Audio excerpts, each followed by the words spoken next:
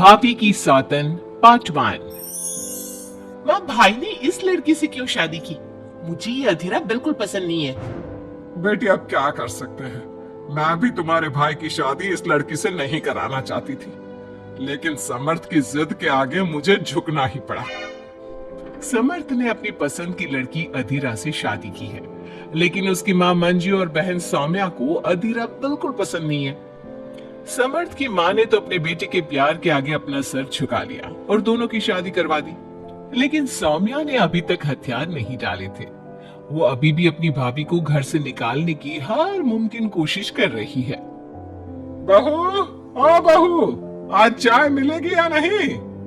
लाई माँ जी। एक तो समर्थ भी न जाने कहां से इस लड़की को पकड़ कर ले आया है। हर काम ऐसे करती है मानो हाथों में मेहंदी लगी हो। लीजिए माँ जी चाय। अच्छा तो ले आई तू चाय। मुझे तो लगा था कि तू सुबह की चाय दोपहर के खाने के बाद देगी। माँ जी दूध वाला लेट आया था, इसलिए चाय बनाने में लेट हो गई। इतने में सौम्या वहां आ जाती है। माँ, मैं अपनी सहेली देविका से मिलने जा रही हूँ, शाम को आऊंगी। सौम्या, मैंने तुम्हारे लिए नाश्ता बना दिया है, पहले नाश्ता कर लो फिर चली जाना। मुझे आपके हाथ का बेस्वाद खाना नहीं खाना। मेरी सहेली देविका बहुत अच्छा खाना बनाती है, मैं उसके यहाँ खा लूंगी। ओके माँ, बाय, मैं चलती हूँ। सौम्या के जाने के बाद मंजू अपनी बहू पर चिल्लाते हुए कहती है, बहू तूने इतनी बुरी चाय बनाई है, इससे अच्छा तो तू जहर पिला देती, कम से कम वो मीठा तो होता। अगर मेरे बस में होता तो चाय की जगह जहर ही दे देती। कुछ कहा तूने? अब नहीं बाजी, मैं दूसरी चाय बना देती हूँ। रहने दे, मैं जा रही हूँ अपनी बहन के घर। तू घर का सारा काम करके रखना, शाम तक आ जाऊंगी। और हाँ, रात के खाने में कुछ अच्छा बना लेना। मंजू अधीरा पर हुक्म चलाकर चली जाती है। अधीरा बड़बड़ाती हुई किचन में जा रही होती है कि तभी समर्थ वहां आ जाता है। अधीरा नाश्ता लाओ जल्दी से, ऑफिस के लिए देर हो रही है। क्या करोगे नाश्ता करके? किसी को भी मेरे हाथ से बना खाना पसंद नहीं आता, आप भी बाहर ही कर लेना नाश्ता। लगता है माँ और सौम्या ने फिर तुमसे कुछ कहा है, तभी तुम्हारा मूड इतना खराब है। तुम माँ और सौम्या की बातों का बुरा मत माना करो। मैंने माँ के खिलाफ जाकर शादी की है ना, इसलिए वो तुमसे कुछ उखड़ी उखड़ी रहती है। लेकिन मुझे पता है, जिस तरह तुमने मेरा दिल जीत लिया, उसी तरह तुम माँ और सौम्या का दिल भी जीत लोगी। बातें बनाना कोई आपसे सीखे। अब आपको ऑफिस के लिए देर नहीं हो रही? हो तो रही है, लेकिन सोच रहा हूँ सौम्या और माँ घर पर नहीं है। तुम दिन भर अकेली घर में क्या करोगी? मैं आज ऑफिस की छुट्टी कर ही लेता हूँ। नहीं नहीं नहीं, मैं घर में अकेली रह सकती हूँ, आप ऑफिस जाओ। चलो जाओ और अपना काम करो। समर्थ ऑफिस चला जाता है और शाम को जब सभी घर आते हैं, अधीरा सबके लिए बड़े प्यार से खाना तैयार करके रखती है। सौम्या सबसे पहले किचन में जाती है। अरे वाह, खाने की तो बहुत अच्छी खुशबू आ रही है, लेकिन मुझे इस खाने का मजा किरकिरा करना ही होगा। सौम्या खाने के अंदर बहुत सारी हल्दी डालकर चली जाती है।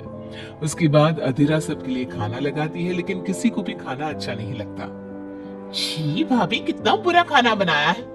इससे अच्छा तो आप हमें मना ही कर देती कि आप खाना बनाएंगी ही नहीं, तो हम बाहर से ही कुछ अच्छा खाकर आ जाते। कम से कम हमारे मुंह का स्वाद तो नहीं बिगड़ता। बहू, तूने हम सबको सुबह बिना खाना खाए निकाल दिया, और अब भी हमें बिना खाना खाए सोना पड़ेगा। क्या करती हो अधीरा? तुम्हें खाना बनाना भी नहीं आता क्या? दिमाग खराब कर दिया। समर्थ गुस्से में वहां से चला जाता है। उसके पीछे पीछे सौम्या भी जाती है।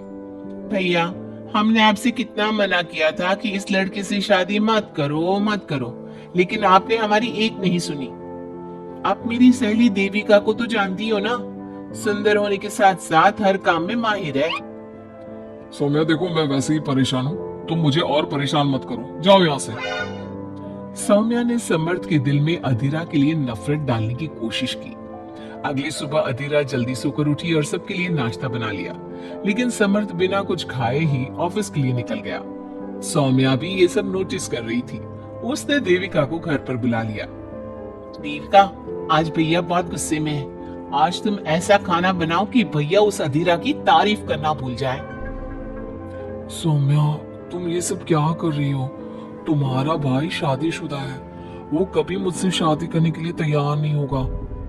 लेकिन तुम तो भाई से पहले से ही प्यार करती थी ना। हाँ करती थी, लेकिन ये उन दिनों की बात है ना। चुप रहो तुम। अगर तुम्हें भैया को पाना है तो तुम्हें वही करना होगा जो मैं कहूंगी। सौम्या ने जैसा जैसा कहा देविका ने वैसा ही किया। देविका ने बहुत ही स्वादिष्ट खाना बनाया। शाम को सभी लोग इकट्ठा हुए और सबने एक साथ मिलकर खाना खाया। इतना मजेदार खाना खाकर सबने देविका की खूब तारीफ की। समर्थ ने अपनी पत्नी को ताना देते हुए कहा, अधीरा, देविका ने कितना अच्छा खाना बनाया है। तुम्हें देविका से खाना बनाना सीखना चाहिए। अब तो ये रोज की बात हो गई। सौम्या हर बार देविका को अपने घर बुलाती और किसी न किसी बात पर अधीरा को शर्मिंदा करती। सौम्या अपने भाई की बात देविका से कराने लगी। अब समर्थ भी देविका से प्यार करने लगा। सौम्या ने अपने भाई से कहा, भैया आपको देविका पसंद है ना? अरे तुम ये क्यों पूछ रही हो? क्योंकि मैं चाहती हूँ कि आप देविका से शादी कर लो। अरे सौम्या, ये मुमकिन नहीं है, क्योंकि देविका मुझसे शादी करने के लिए कभी तैयार नहीं होगी और अधीरा भी इस रिश्ते से खुश नहीं होगी। आप देविका की चिंता मत करो, उससे मैं बात कर लूंगी। आप बस अधीरा भाभी को समझा दो। सौम्या की बात सुनकर समर्थ अधीरा के पास जाता है। वो उससे अपनी और देविका की शादी की बात करता है। अधीरा, मैं देविका से शादी करना चाहता हूँ। क्या? आप शादी करोगे? लेकिन क्यों? क्योंकि मैं उससे प्यार करता हूँ। प्यार तो आप मुझसे भी करते थे। कल कोई और लड़की पसंद आ जाएगी तो तीसरी शादी कर लोगे? देखो अधीरा, तुम्हें घर में कोई पसंद नहीं करता। तुम्हारी शादी मैंने माँ के खिलाफ जाकर की थी। अब तुम मेरे और देविका के बीच में मत आओ, प्लीज। क्यों बीच में ना आओ? मैं ये शादी नहीं होने दूंगी, आप चाहे कुछ भी कहो। अधीरा के लाख विरोध के बावजूद भी सौम्या और मंजू ने समर्थ की शादी देविका से करवा दी। आखिरकार सौम्या अपनी भाभी की सौतन ले ही आई। शादी के बाद देविका ने घर में आते ही घर वालों के साथ कैसा सलूक किया और अधीरा के साथ क्या हुआ, ये सब जानने के लिए इंतजार कीजिए हमारे अगले एपिसोड का। दोस्तों, हमें उम्मीद है कि आपको हमारी ये कहानी पसंद आई होगी। कृपया हमारे चैनल को सब्सक्राइब करें और सभी अपडेट्स के लिए बेल आइकन जरूर दबाएं। और हाँ, वीडियो लाइक और शेयर करना मत भूलिएगा। Bye bye.